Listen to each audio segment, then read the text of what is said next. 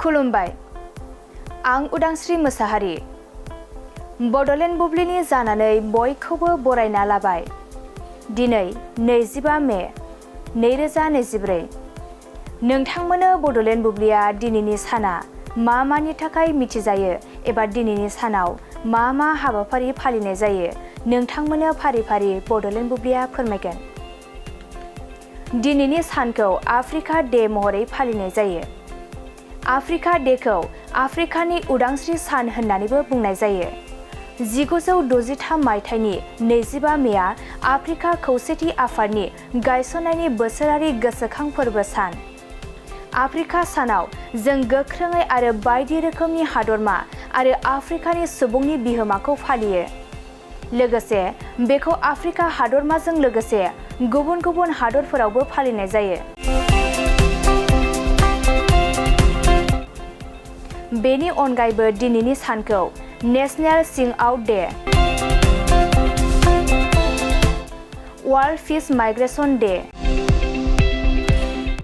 आरो international skin पिगमेन्टेशन day महरैबो फालिनाय जायो। नोंथांमोननो बड'लेण्ड बुब्लिया दिनैनि सानाव मा हाबाफारिजों मिथिजायो आरो मा हाबाफारिखौ फालिनाय जायो फोरमायबाय। गोजोन्थों। गोजोनथाव खौरां, नोंथांमोननि थाखाय मोनसे गोजोनथाव खौरां लानानै फैदों। उदालगुरि जिल्लानि सिङाव थानाय डिमाकुसि नोगोराव नोंथांमोननि थाखाय अरदाब दा बड' किटचेन मुंनि गंसे गोदान हटेला गोजोनथाव खौरां लानानै फैदों। नोंथांमोना बे अरदाब दा बड' किटचेन हटेलाव साहा, कफि, आइसक्रिम, फास्टफुड, आखाइजों बानायनाय ग्रिन टि, न'आव बानायनाय आसार, गाइखेरनि एन्थाब आरो ओंखामजों जेरै अमा, दाउ, बोरमा, साम', खुसिया, अमा गोरान, नाफाम बायदिसिना बर'नि ओंख्रिखौ बे अरदाब दा बड' किटचेन हटेलाव जानो हागोन।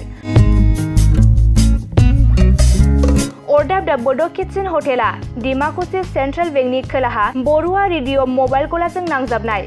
सोरबाफोर अरदाब दा बड' किटचेन हटेलाव बायदिसिना जामुं आदार जानो थाखाय सिगांग्रो अर्डार हरनोब्ला नैबे 8135967290 जामबुं नाम्बाराव कल खालामनानै बुकिं खालामहरनो हागोन। गोजोनथाव खौरां, अरदाब दा बड' किटचेन हटेलाव गोबां न'आव बानायनाय मोजां जाग्रा आदारखौ मोननो हागोन।